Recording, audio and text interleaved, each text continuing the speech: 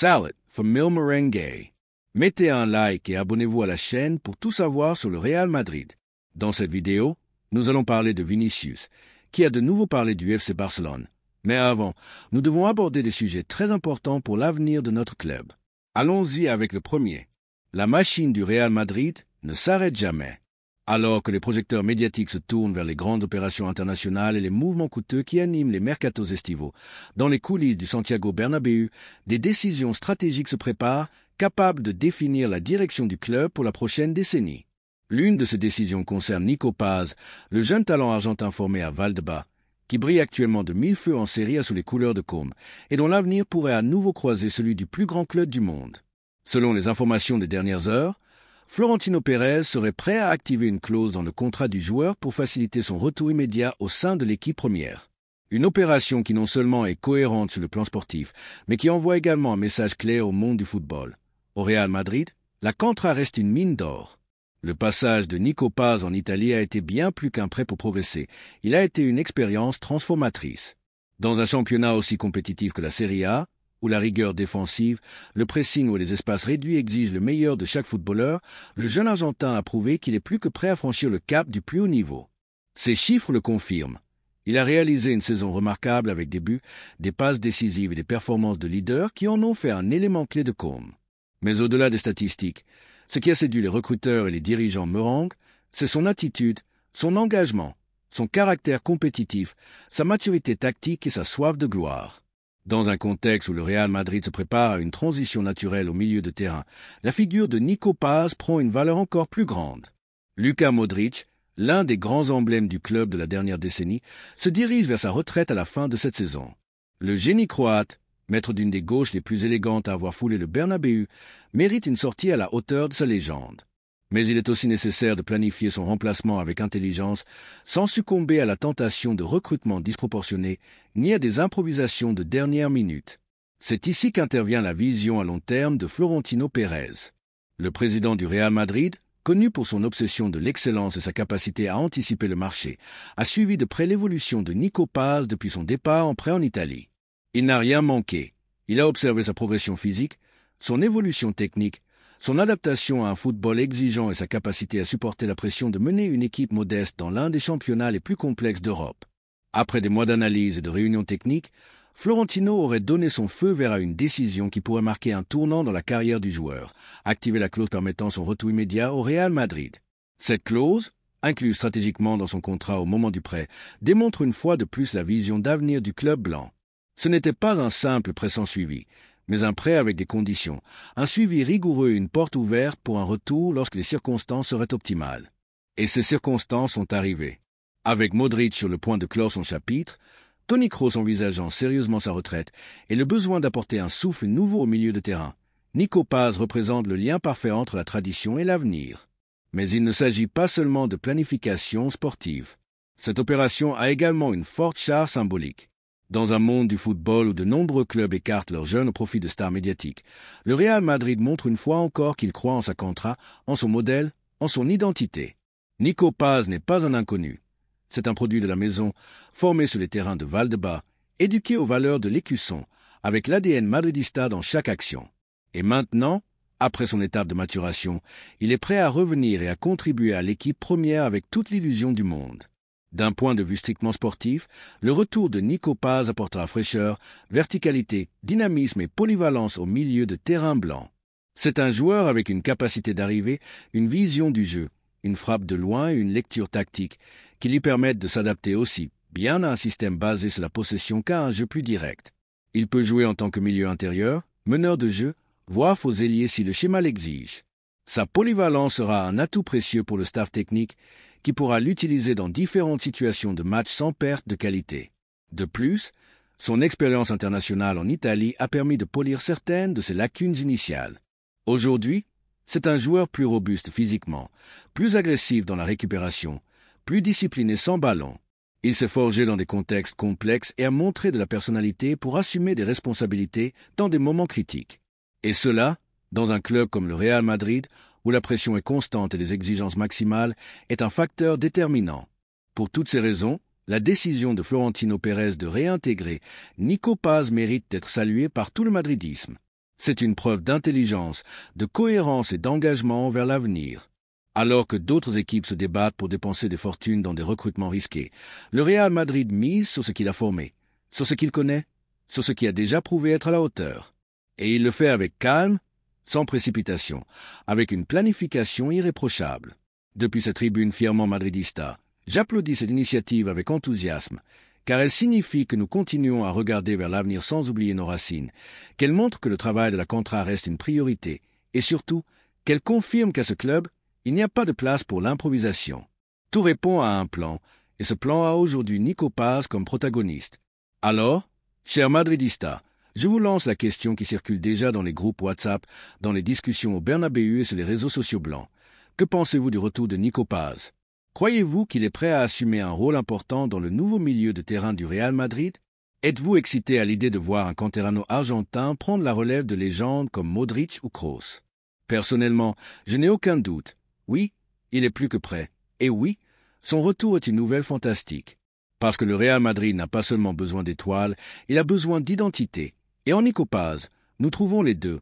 Un talent de classe mondiale avec un cœur blanc, un joueur d'avenir avec une âme de la maison. Et si le présent est déjà enthousiasmant, l'avenir avec Nico promet d'être tout simplement brillant. Bienvenue à nouveau. Nico, ton destin a toujours été le Bernabéu.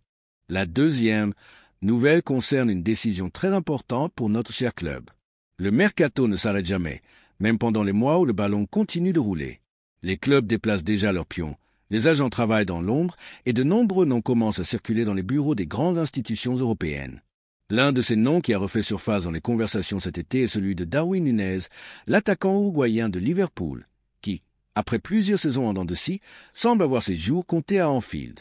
Ce qui a surpris, ce n'est pas tant son départ, qui est presque acté, mais la méthode proposée par Liverpool pour se séparer de l'attaquant. Un prêt avec obligation d'achat pour un montant compris entre 40 et 45 millions d'euros. Une véritable aubaine si l'on considère que les Reds avaient déboursé plus de 80 millions pour le recruter à Benfica il y a peu. Avec cette offre en main, l'entourage du joueur s'est rapidement mobilisé. Les premiers intéressés sont apparus en Angleterre, où des clubs comme Nottingham Forest envisageaient son recrutement comme une opportunité pour renforcer leur attaque avec un profil physique et vertical. Cependant, c'est en Espagne que la nouvelle a suscité le plus d'attention. L'Atlético de Madrid, ce voisin rojiblanco qui tente depuis des années de suivre le rythme du géant blanc sans y parvenir, a vu une opportunité en or.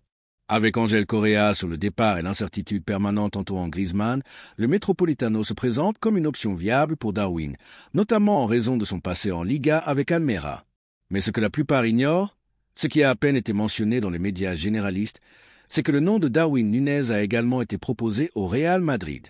Oui, au dominateur actuel du football européen, au club qui non seulement dicte la cadence sportive, mais aussi institutionnelle. Les représentants de l'attaquant uruguayen, conscients que son passage à Liverpool a été un échec retentissant et qu'il a besoin d'une nouvelle chance pour rebondir, ont considéré que le Real Madrid pourrait être une destination idéale. Ils ont présenté la proposition, exposé les conditions avantageuses de l'opération, parlé de potentiel et de marge de progression. Mais la réponse du Real Madrid, incarnée par Florentino Pérez et son équipe dirigeante, a été claire, rapide et inflexible. Non, parce qu'au Real Madrid, on n'improvise pas. Ici, on ne recrute pas sur un coup de tête ni par caprice. Le club est arrivé là où il est, au sommet du football mondial, grâce à une politique sportive stratégique, patiente et rigoureuse. Et Darwin Núñez, avec tout le respect pour son effort et sa carrière, ne représente pas ce que cet écusson exige. Il suffit de regarder son rendement en Angleterre cette saison, à peine 7 buts et 7 passes décisives.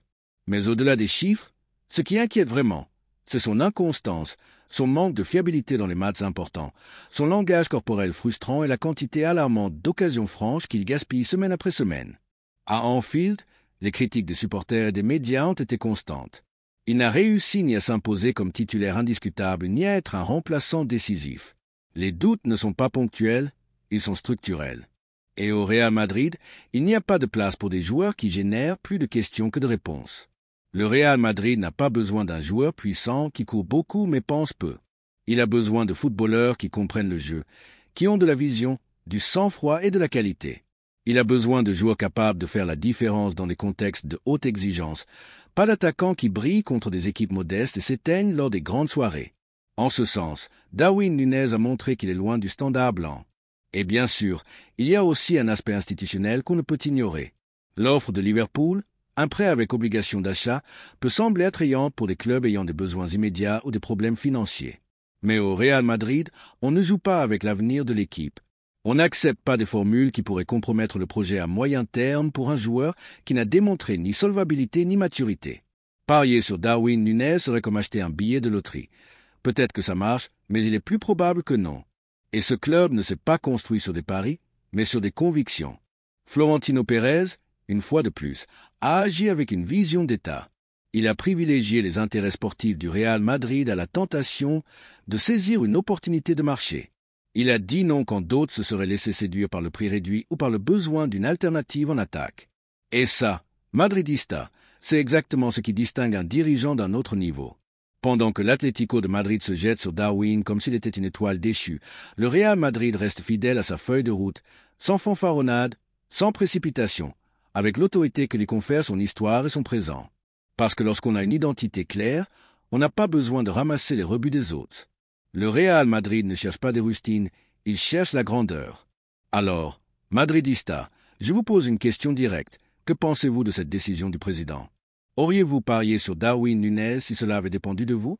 Pour ma part, je n'ai aucun doute. Florentino a pris la bonne décision. Je pense même que son arrivée n'aurait jamais dû être envisagée. Darwin Núñez n'a ni le profil, ni l'intelligence footballistique, ni le calme, ni l'efficacité technique pour être attaquant du Real Madrid. Son recrutement aurait été une erreur stratégique, un pas en arrière. Parce qu'ici, à Chamartin, seuls les meilleurs ont leur place. Il ne s'agit pas seulement de courir, d'avoir du physique ou de pousser un ballon. Il s'agit de comprendre ce que signifie porter ce maillot. Et Darwin, avec son parcours, a montré qu'il est encore loin de pouvoir assumer une telle responsabilité. Ainsi, pendant que d'autres continuent de chercher dans les mares du marché ce qu'ils ne sont pas capables de construire avec patience, le Real Madrid reste ferme. Pas par orgueil, mais par respect pour son histoire, par fidélité à sa grandeur. Et si Darwin Núñez veut se racheter, qu'il le fasse ailleurs. À Madrid, l'exigence est d'un autre niveau. La troisième nouvelle concerne Vinicius, ce qu'il a dit à propos du Barça.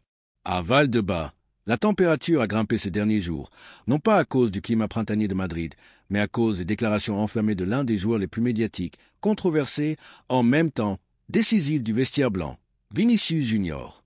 L'ailier brésilien, qui n'a jamais hésité à parler avec franchise et à envoyer des messages clairs à ses rivaux comme aux médias, a de nouveau fait les gros titres avec des propos dédiés. Comme souvent, à l'éternel rival, le FC Barcelone. Le Real Madrid traverse un moment de reconstruction émotionnelle après les récentes déceptions dans les compétitions majeures. L'élimination en Ligue des Champions, ajoutée à la douloureuse défaite en finale de la Coupe du Roi, remportée par le Barça lors d'une soirée amère pour le madridisme, semblait avoir ébranlé l'équipe. Pourtant, au lieu de sombrer, le groupe s'est uni pour regarder devant avec courage. Dans ce climat de travail intense, de mentalité positive et de détermination, Vinicius est imposé comme l'un des leaders les plus bruyants du vestiaire. Avec la Liga encore en jeu et le Barça en tête du classement avec 4 points d'avance, l'ailier brésilien a lancé une flèche directe et sans anesthésie.